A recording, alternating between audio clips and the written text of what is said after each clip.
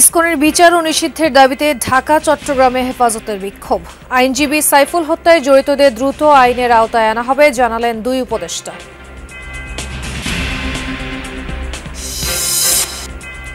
শেখ হাসিনার পতনের পরই ইসকনের আন্দোলন পক্ষপাতমূলক মন্তব্য নজরুল ইসলাম খানের। অপকর্মের জন্য আওয়ামী লীগ নেতাকর্মীদের তওবা করতে বললেন জামায়াত নেতারা।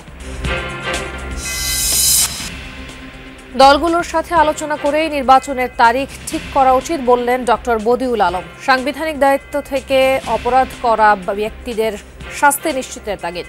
যারা নির্বাচনী দায়িত্ব পালন করে তারা অপরাধ করেছে, নির্বাচনী অপরাধ করেছে, তাদের জন্য শাস্তির বিধান আছে।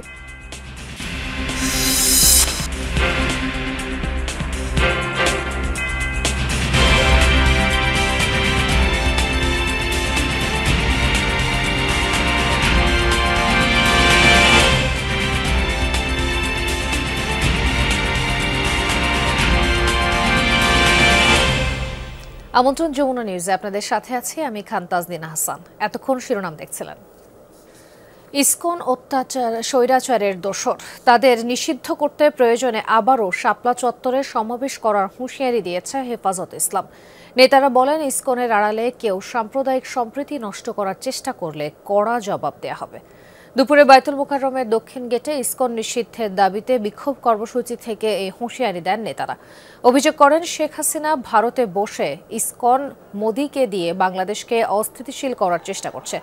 বলেন, হিন্দু সম্প্রদায়ের মানুষকে সব ধরনের নিরাপত্তা দেবে বাংলাদেশের মুসলিমরা, কিন্তু ইসকনের সঙ্গে কোনো আপোষ নয়। হিন্দুত্ব আর ইসকন এক নয় বলেও জানায় হেফাজত নেতারা। ইসকনের আড়ালে কেউ কেউ এখনও দেশকে অস্থির করে ক্ষমতায় যাওয়ার স্বপ্ন দেখছে। ইসকনকে নিষিদ্ধ করে তাদের সব ষড়যন্ত্র রুখে দেওয়া হবে বলে জানানো হয় বিক্ষোভ থেকে। এই সন্ত্রাসী সংগঠন ইসকনকে অনতিবিলম্বে বাংলাদেশের মাটি থেকে বহিষ্কার করতে হবে। আমরা সাম্প্রদায়িক সম্প্রীতিতে বিশ্বাসী। যারা সাম্প্রদায়িক সম্প্রীতি নষ্ট করার উপদেষ্টা করবে, হেফাজতে ইসলাম তাদের বিপক্ষে অবস্থান গ্রহণ করবে। শহীদ আলিফ হত্যাকাণ্ডের জন্য ইসকনের স্পষ্ট মদতদাতা খুনি শেখ হাসিনাকে আসামি করে তার রেসপন্সিবিলিটির বিরুদ্ধে। আইনজীবী সাইফুল হত্যার বিচার ও ইসকন নিষিদ্ধের দাবিতে চট্টগ্রামে বিক্ষোভ করেছে হেফাজত ইসলাম। পূর্ব ঘোষিত কর্মসূচি অনুযায়ী জুমার নামাজ শেষে জমিয়াতুল ফালাহ মসজিদ প্রাঙ্গণ থেকে বিক্ষোভ মিছিল বের করেন তারা। মিছিলটি বিভিন্ন সড়ক ঘুরে নগরের ২ নম্বর গেট এলাকায় শেষ হয়। পরে সমাবেশ করে হেফাজত ইসলাম। এ সময় আইনজীবী সাইফুল ইসলাম আলিফ হত্যাকাণ্ডে জড়িতদের বিচার দাবি জানান বক্তারা। সেই সাথে ইসকনকে নিষিদ্ধের দাবি জানানো হয়। সমাবেশ ঘিরে নগরীতে জোরদার করা হয়েছে নিরাপত্তা।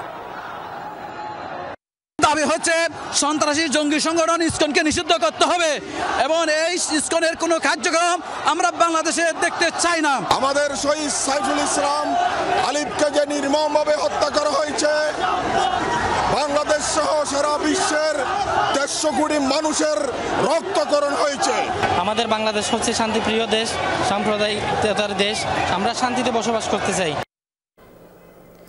শেখ হাসিনার পতনের পরে ইসকনের আন্দোলন এবং ভারতের বিবৃতি পক্ষপাতমূলক, এমন অভিযোগ করলেন বিএনপির স্থায়ী কমিটির সদস্য নজরুল ইসলাম খান। ষড়যন্ত্র রুখে দিতে সবাইকে ঐক্যবদ্ধ থাকার আহ্বান জানান তিনি।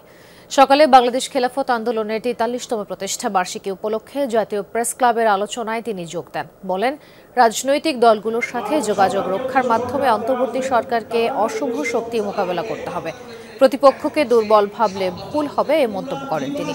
আরও বলেন, পতিত স্বৈরাচার নানা কৌশলে বিশৃঙ্খলার চেষ্টা করছে। ইসকন ইস্যুতে বিবৃতি দেয়ায় ভারতেরও সমালোচনা করেন বিএনপির এই জ্যেষ্ঠ নেতা। একজনকে গ্রেফতার করলে বিবৃতি দেবেন, আর এক খুন করলে বিবৃতি দেবেন না। একজন না, হাজার হাজার খুন হবে, তার বিরুদ্ধেও কোনো বিবৃতি না। এটা পক্ষপাতমূলক। তারা আমাদের আন্দোলনের সাফল্যটাকে ব্যর্থ করে দেওয়ার চেষ্টা করছে। আমাদের যদি ঐক্যবদ্ধভাবে তাদের প্রতিহত করতে না পারি, তাহলে তারা কিন্তু ওই পরাজয়ের প্রতিশোধ নিয়ে ফেলবে। বৈষম্য বিরোধী ছাত্র আন্দোলনের আয়োজনে আন্তর্জাতিক ফিলিস্তিন সংহতি দিবস উপলক্ষে ঢাকা বিশ্ববিদ্যালয়ের রাজু ভাস্কর্য থেকে মার্চ ফর প্যালেস্টাইন হচ্ছে। সেখানে আছেন সহকর্মী আশিক মাহমুদ। সরাসরি যাচ্ছি সেখানে। আশিক, এই মার্চ ফর প্যালেস্টাইন কর্মসূচি আসলে কি শুরু হয়েছে? সেখানে কি হচ্ছে?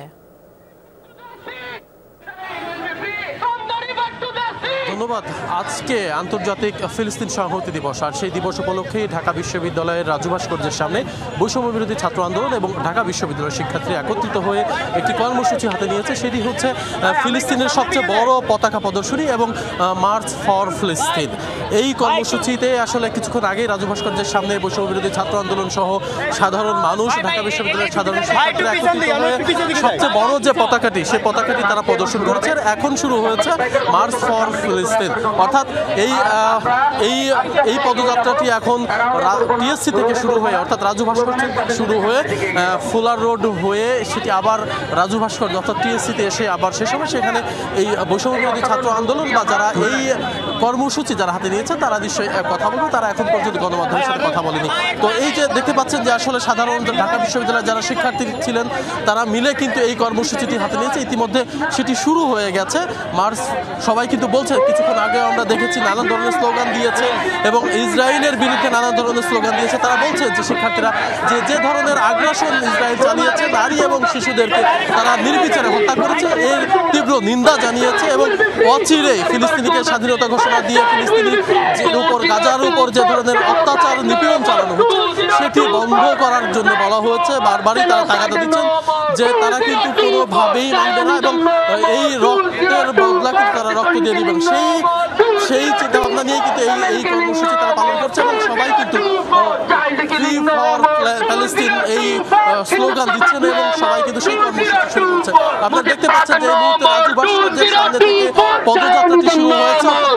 মার্চ ফর ফিলিস্তিনের যে পদযাত্রা শুরু হয়েছে সেটি এখন রোকেয়া হলের সামনে দিয়ে সেটি ডিসি চত্বর হয়ে খোলা রোড হয়ে সেটি কিন্তু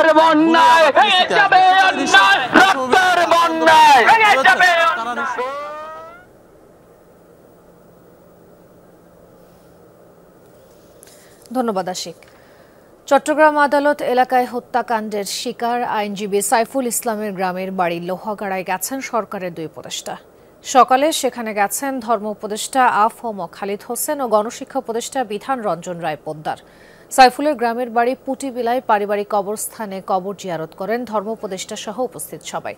পরে দুই উপদেষ্টা বলেন, সাইফুল হত্যার সাথে যারাই জড়িত থাকুক তাদের আইনের আওতায় এনে দৃষ্টান্তমূলক শাস্তি নিশ্চিত করা হবে। সবাইকে সাম্প্রদায়িক সম্প্রীতি বজায় রাখারও আহ্বান জানান খালিদ হোসেন ও বিধান রঞ্জন রায়। পরে নিহত সাইফুলের পরিবারকে সমবেদনা জানাতে আমিরাবাদ এলাকার বাসভবনে যান এই দুই উপদেষ্টা। অ্যাডভোকেট সাইফুল ইসলাম আলিফের যারা হত্যাকারী তাদের আইনের আওতায় এনে তাদের দৃষ্টান্তমূলক শাস্তি দেওয়া হবে। সেটা ব্যক্তি হোক, সংগঠন হোক, তদন্ত চলছে। অনেকেই ধরা পড়েছেন সাসপেক্টেড যারা। সুতরাং আমরা সরকারের পক্ষ থেকে কঠোর যে এই বিষয়টার একটা সুষ্ঠু তদন্ত হয়ে সুষ্ঠু বিচার হবে এবং উপযুক্ত শাস্তি পাবে। অতীত অপকর্মের জন্য আওয়ামী লীগ নেতাকর্মীদের তাওবা করার আহ্বান জানিয়েছেন জামায়াতের নায়েবে আমির অধ্যাপক মুজিবুর রহমান। আর চট্টগ্রামে আইনজীবী সাইফুল ইসলাম হত্যায় জড়িতরা যে ধর্মের কিংবা মতেরই হোক তাদের দ্রুত বিচারের আওতায় আনার দাবি জানিয়েছেন জামায়াতের ঢাকা মহানগর দক্ষিণের সেক্রেটারি ডক্টর শফিকুল ইসলাম মাসুদ। সকালে পৃথক অনুষ্ঠানে জামায়াতের এই দুই নেতা এমন মন্তব্য করেন। দেশের ভিতরে অরাজকতা চলতে পারে। শুক্রবার সকালে রাজধানীর ইঞ্জিনিয়ার্স ইনস্টিটিউশনের সেমিনার হলে কর্মী সম্মেলনের আয়োজন করে জামাতের ইঞ্জিনিয়ার্স ফোরাম। অনুষ্ঠানে প্রধান অতিথি হিসেবে বক্তব্য দেন জামাতের নায়েবে আমির অধ্যাপক মুজিবুর রহমান। বলেন, আওয়ামী লীগ গণতন্ত্রের দুশ্মন। বহু বছর তাদের অপকর্ম ও দুর্নীতিতে মানুষ অতিষ্ঠ ছিল। সংস্কার কার্যক্রম এগিয়ে নিতে অন্তর্বর্তী সরকারকে সহযোগিতা করতে নেতাকর্মীদের প্রতি আহ্বান জানান মুজিবুর রহমান। সংস্কার শেষে দ্রুত নির্বাচন দেওয়ার দাবি জানান তিনি। কেয়ারটেকার নির্বাচনের মাধ্যমে সুন্দর নির্বাচন হয়, সেটাকে বাতিল করে দিল। এখন অবশ্যই চেষ্টা করা হচ্ছে, আল্লাহ করে যদি এটা হয় এবং আমরা আবার এই অবস্থাটা ফিরে পাই তাহলে আমাদের নির্বাচনের পরিবেশ ভালো হবে বলে আমরা আশা করতে পারি। বর্তমান উপদেষ্টা সরকারকে বলবো যে আপনারা যত তাড়াতাড়ি সম্ভব সংস্কার কাজ শেষ করে তারপরে নির্বাচনের ব্যবস্থা করেন। এদিকে পল্টনে সিরাত পাঠের পরীক্ষা কেন্দ্র পরিদর্শন শেষে জামাতের ঢাকা মহানগর দক্ষিণের সেক্রেটারি ডক্টর শফিকুল ইসলাম মাসুদ বলেন, ভারতে বসে শেখ হাসিনার নির্দেশেই একটি পক্ষ দেশকে অস্থিতিশীল করতে হত্যাকাণ্ড ঘটিয়েছে। আইনজীবী সাইফুল ইসলাম হত্যায় জড়িতরা যে ধর্মের কিংবা যে মতেরই হোক, তাদের দ্রুত বিচারের আওতায় আনার দাবি জানান তিনি। বাংলাদেশের বিরুদ্ধে চলমান এখনো যে সমস্ত ষড়যন্ত্র করা হচ্ছে, সে যে দলের, যে ধর্মের, যে অনুসারীরই হোক, তাকে আইনের আওতায় নিয়ে আসতে হবে এবং সাইফুল হত্যাকাণ্ডে যারা জড়িত শুধু গ্রেপ্তার করলেই নয়, তাদেরকে অবিলম্বে বিচারের কাঠগড়ায় দাঁড় করতে হবে। অস্ত্রধারীদের তালিকা করে ট্রাইব্যুনালের মাধ্যমে বিচার করার দাবিও জানান তিনি। এ সময় শিক্ষা সংস্কারে কমিটি গঠনের কথাও বলেন শফিকুল ইসলাম মাসুদ। রাব্বি সিদ্দিকী, যমুনা নিউজ, ঢাকা। প্রায় 4 ঘণ্টা পর ফায়ার সার্ভিসের 11 ইউনিটের চেষ্টায় নিয়ন্ত্রণে এসেছে ময়মনসিংহ বিসিক শিল্পনগরীর আগুন। সকালে মাসকান্দা এলাকায় শিল্পনগরীর ভেতর হেকেম বাংলাদেশ লিমিটেডের একটি কীটনাশকের গুদাম থেকে আগুনের সূত্রপাত ঘটে। মুহূর্তেই পুরো গুদামে ছড়িয়ে পড়ে আগুন। পুড়ে ছাই হয়ে যায় ভেতরে থাকা মালামাল। খবর পেয়ে ঘটনাস্থলে গিয়ে প্রায় 4 ঘণ্টার চেষ্টায় আগুন নিয়ন্ত্রণে আনে ফায়ার সার্ভিস। ছুটির দিনে শিল্পনগরী বন্ধ থাকায় ঘটেনি কোনো হতাহত। আগুন পুরোপুরি নিয়ন্ত্রণ, আগুন আবার বাড়ার সম্ভাবনা নাই। আপনারা যেটুকু দেখছেন ড্যামিং কাজ চলতেছে, একটু ধোয়া ওড়ে আগুন শেষে এটা থাকে। ড্যামিং কাজ চলছে, আগুন বাড়ার কোনো সম্ভাবনা নেই, আগুন পুরোপুরি নিয়ন্ত্রণে বলা যায়। খুলনায় মশার কয়েল থেকে বাসে আগুন ধরে হেলপার নিহত হয়েছেন। রাতে সোনাডাঙ্গা বাস টার্মিনাল এলাকায় এই ঘটনা ঘটে। পুলিশ জানায়, রাতে টার্মিনালে সুন্দরবন পরিবহনের একটি বাসের মধ্যে ঘুমিয়েছিলেন হেলপার শরীফুল। এ সময় হঠাৎই বাসে আগুন ধরে যায়, পুড়ে ছাই হয়ে যায় বাসটি। ঘটনাস্থলেই দগ্ধ হয়ে প্রাণ হারান শরীফুল। ময়নাতদন্তের জন্য মরদেহটি মর্গে পাঠানো হয়েছে। প্রাথমিকভাবে পুলিশের ধারণা, মশার কয়েল থেকে বাসে আগুনের সূত্রপাত ঘটে। রাজনৈতিক দলগুলোর সাথে আলোচনা করেই নির্বাচনের তারিখ নির্ধারণ করা উচিত মনে করেন এই সংক্রান্ত সংস্কার কমিশন প্রধান ডক্টর বদিউল আলম মজুমদার। সকালে ডিবেট ফর ডেমোক্রেসির ছায়া সংসদ অনুষ্ঠানে তিনি বলেন, এবার তেমন কোনো চ্যালেঞ্জ নেই, তবে ভোটার তালিকা হালনাগাদ, প্রবাসী ভোটার তালিকা তৈরির মতো চ্যালেঞ্জ রয়েছে। নির্বাচনে গণমাধ্যমকে গুরুত্বপূর্ণ ভূমিকা রাখার আহ্বান জানান ডক্টর বদিউল আলম।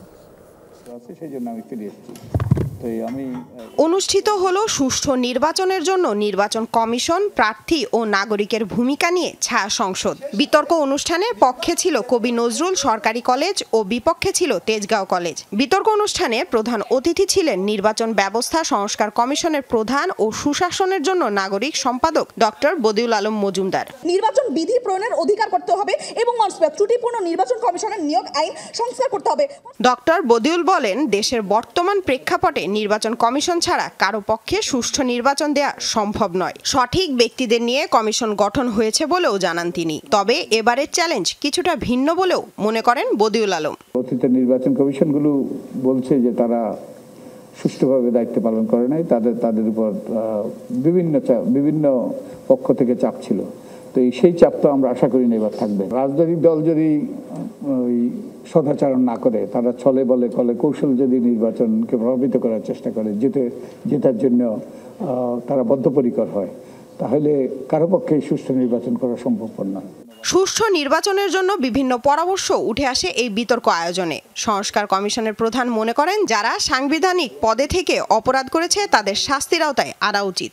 যারা নির্বাচনী দায়িত্ব পালন করেছে গত 3টি নির্বাচনে, তারা কিন্তু এই নির্বাচনী অপরাধ করেছে, তাদেরকে বিচারের আওতায় আনা হয়নি এবং বিচারের আওতায় আনা উচিত।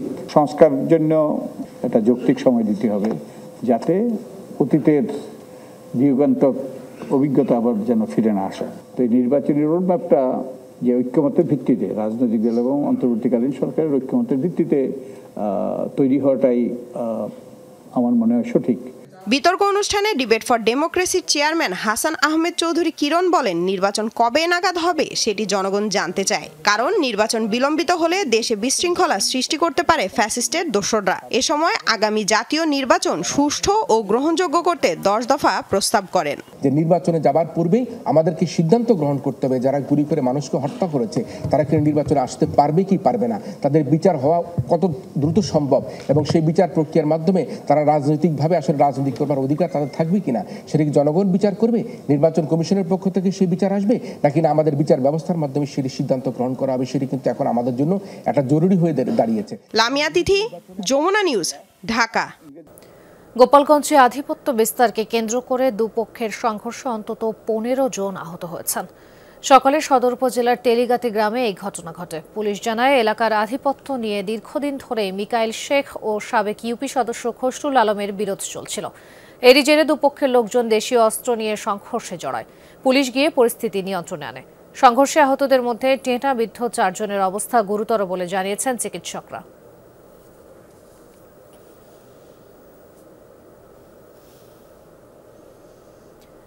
কুকুর হত্যাকে ইস্যু করে সোশ্যাল বুলিংয়ের শিকার হচ্ছে বলে অভিযোগ জাপান গার্ডেন সিটির বাসিন্দাদের।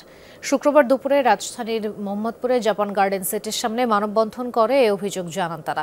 তাদের দাবি, প্রাণী প্রেমের নামে ব্যবসা করা এক পক্ষ দীর্ঘদিন যাবৎ বেওয়ারিশ কুকুরদের জাপান গার্ডেন সিটির ভেতরে নিয়ে আসা হয়। এতে গেল বছর কমপক্ষে 47 জন কুকুরের কামড়ে আহত হয়, কিন্তু বিষ দিয়ে হত্যার সঙ্গে তারা সম্পৃক্ত নন বলে দাবি তাদের। গেল সপ্তাহে জাপান গার্ডেন সিটিতে 3টি বেওয়ারিশ কুকুর ও একটি বিড়ালের অস্বাভাবিক মৃত্যুর তথ্য ছড়িয়ে পড়ে সামাজিক যোগাযোগ মাধ্যমে। এই ঘটনাকে বিষ প্রয়োগ করে হত্যাকাণ্ড বলে দাবি করে একটি অলাভজনক প্রতিষ্ঠান।